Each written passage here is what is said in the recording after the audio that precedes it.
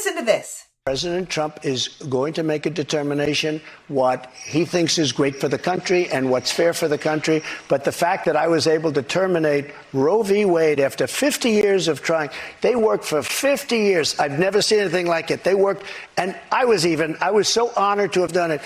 Now, I showed you that because it's come to my attention that 17% of American voters, nearly 1 in 5 voters in battleground states, believe that President Biden is somehow responsible for ending the right to an abortion.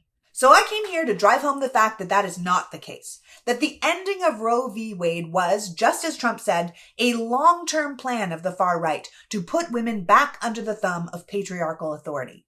We need to be incredibly clear that there is a group of people in this country who believe that everything went off the rails when women had the ability to leave the kitchen and their homes and work and live and have the same freedoms as men.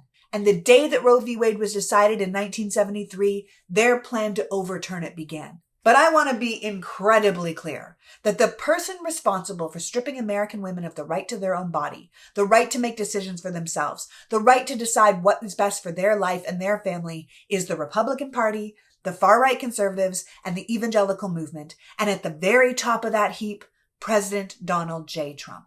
Trump did exactly what he was told to do. He made a deal with the far right to get himself into power, and that deal included allowing that same group of people to choose all his Supreme Court justices, allowing for a far-right Christian minority to seize control of the highest court in the land and strip the rights from 51% of this country. The reason 1 in 4 women of childbearing years now lives in a state without the right to an abortion, the reason 26,000 women in Texas were forced to bear their rapist babies, the reason women are losing their fertility due to life-threatening pregnancy complications or are being forced to get to the brink of death before they're given treatment is because of Donald Trump.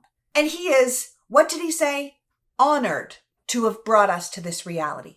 The man is honored to have stolen our right to self-determination. Honored to have taken our physical autonomy. Honored that millions of women are now forced to let the state decide how and when they have a family. Honored, proud, bragging even. So make no mistake, if you get sick when you're pregnant, if something goes wrong with your baby, if the pregnancy goes south, if you are held down and forcibly impregnated and you can't access abortion care, this is the man who has made your life infinitely more difficult and painful. This is the man who forced you to be the property of the state. This is the man that you should blame. And to be incredibly clear, I was so honored to have done it.